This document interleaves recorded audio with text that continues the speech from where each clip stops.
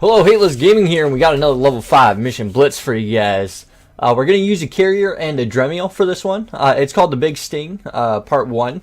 What we got to do is we got to spawn the room, and then we get to clear the room. It's actually pretty easy. You have to kill a bunch of special forces, but they don't spawn until something lands in it. So we got to preload the mission. If we take a note of our time in the bottom left corner, I know this is going to be tiny. And depending on your YouTube settings, you might not be able to see it very well, but we got 7:56. The room takes exactly 8 minutes to spawn. So what we're going to do is we're going to warp to the encounter within 100. And then we're just going to immediately go back and dock up. This mission just has an 8-minute spawn timer before everything spawns. And we don't want to sit here and take damage from batteries or anything. What we're also paying attention to is where the ghost ship is, to where we're going to land. The spawns happen about here, and the ghost ship is there, so we should be good. If you get anything close to the ghost ship, you get additional spawns, and it makes the mission a little bit more difficult. We're just going to go back to our insta-dock, and we're going to go get in the carrier. And we have to wait 8 minutes, so 7 plus 8 is, this is going to give me a headache, is 5. So at 18:05, we can go turn around and go do this mission. So I'm going to do an edit here. Either I'll speed up me sitting around doing nothing, or I'm just going to cut it out, and I'll come back at 5 after. Because we started spawning the mission. We got 8 minutes to sit here and do nothing. In the meantime, we're just going to hop into our carrier and make it active. I'm going to double check that we have everything ready. I got the skin on it. I got nothing to do for 8 minutes. I can go on another tune and do something. But yeah, I got 8 minutes to sit here and wait for this mission to spawn.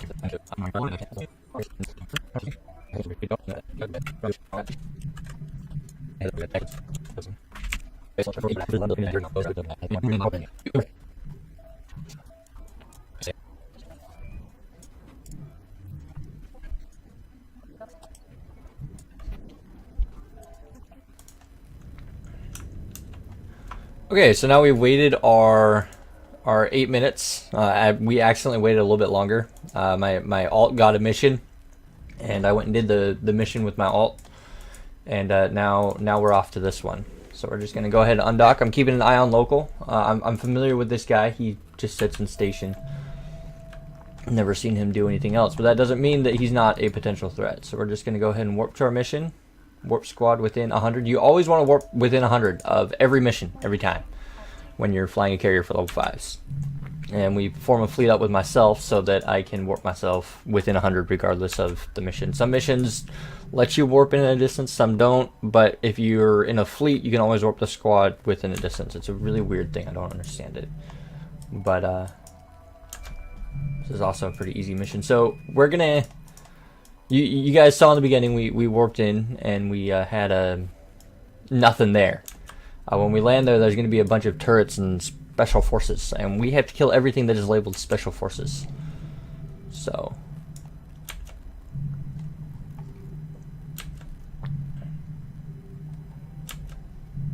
once we get in there, we'll start doing that. And I'm keeping an eye on local. I don't have it visible to you guys. It's behind the screen. But local is kept an eye on, and we are keeping an eye on local in case extra people come in. But we are a decent ways from... Actually, we're not away from the gate at all. We're kind of close to the gate. So I was wrong on the side that they spawn. The ghost ship is over there. Our fighters should not get in the way of the ghost ship. I don't like this mission much because there are frigates. So we're going to lock up the frigates here. Get all the special force frigates. And we can pulse this for a second. They'll come right towards me. Probably could have warped closer. I thought they spawned right here, so I was really excited. I was mistaken. Last time I was in it, I spawned like in this area, and they were pretty close, and it made it really easy. but we may be here for a moment. I'm going to wait for these special force frigates to get a little closer before I deploy my fighters. We're also going to insta-dock to the align to our insta-dock. So we don't have to kill any of the turrets. We just have to kill the NPCs, not the structures. And where's the ghost ship at? I don't want to send anything close to the ghost ship. As long as our trajectories aren't near the ghost ship. And I gotta zoom out a bit more. Should go in a straight line and stay clear of it. Should, being the operating word here. Now we're gonna go ahead and launch our fighters now that the frigates are separated. I am going to make one orbit that. The next orbit that. And the next orbit that. And the one that's orbiting that is going to fire there. Now once you get close enough, yep, and then you're going to fire there. Again, once you get close enough, come on, you can do it. And you are going to fire there. That should clean up the frigates pretty quickly. Again, we're keeping an eye out for combat probes because this guy could launch them. And if we get +1 local, they're going to be right on us. Now I'm going to select all 3 of them. Tell them to orbit this one because the frigates are together-ish. I'm going to start locking the next targets. That one worked that. We're going to pulse the sensor relay again. We're going to send them orbiting there. We just want to keep our fighters moving is really the gist of what I'm doing right now. And I did kind of split up the enemies so that we get, well, we waited a moment before we got them moving. That thing should be about dead. One more cycle and it'll die. Yeah! Wait for the cycle to repeat so we get consistent results. I'll wait for him to die. We're not going to bomb anything that's not a battleship. I am watching local. I'm hitting the D-scan. Watching for probes. Keeping my fighters moving. They are taking damage, but if you keep them moving, they shouldn't die. That's a shouldn't, not a guarantee they're not going to die. But as long as you just keep them moving, they do all right. And I try and kill cruisers first, because cruisers have a higher chance of damaging the fighters. We want to mitigate as much damage as we can. Because losing fighters isn't that great, but we try our best not to do it. And we're just going to continue chewing through these. We've got all the frigates. Got to keep them moving, tell them to orbit. I try and tell them to orbit the next target just before the last target dies. Looks like I have everything remaining locked.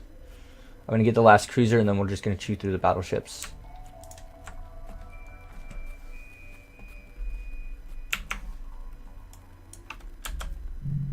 But the fit isn't that important. You can fit your carrier pretty much however you want it. You can do a micro warp drive to have faster alignment. You can put more. You can put inertial stabilizers to have better alignment speeds. You can put drone damage controls in the lows. You pretty much whatever you want to do with your carrier to fit it is entirely up to you. And any carrier works. You don't have to use a Thanatos. You don't have to use a Nidhogger. You can use an Archon or a Chimera. It's entirely up to you which carrier you want to use for level 5s, because they're all overkill for level 5s. The reason that we use a carrier instead of a Marauder is because a carrier, first off, it's cheaper than a Marauder. Second, we can. And third, they do more DPS and have enough buffer tank to sit in these missions long enough to complete them.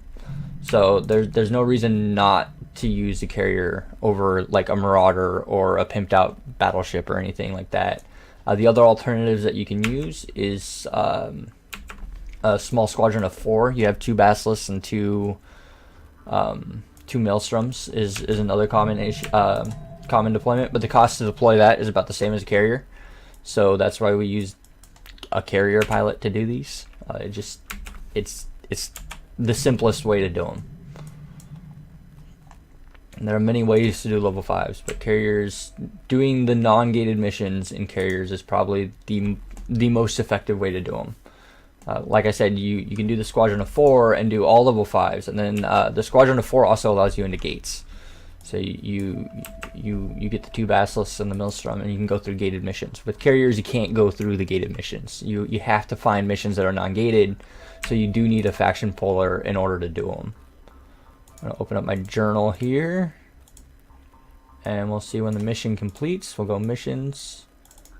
I'll open this up. We should get a check mark when we kill this special forces guy. So I believe that's everything. Unless I made a grave mistake. This mission was worth 97,000 loyalty points, and you see here it's complete. That took us, time actually doing it was about 3 or 4 minutes, or however long that was. You guys can tell me how long that was. It took me about 10-15 minutes to do that, but it still made 10 million plus 97,000 loyalty points. Or that's just shy of 10 million, isn't it? So it's like 9.5 mil, and then 97,000 loyalty points, which is, depending on how I convert that, that could be up to 100 million, that could be as little as 70 million, depending on how well I convert the loyalty points. But we're gonna warp to our instadock, warp to 0, and that's it for the mission. Everybody fly safe and have a good one. I will see you in the next one. Don't forget to like, comment, and subscribe, and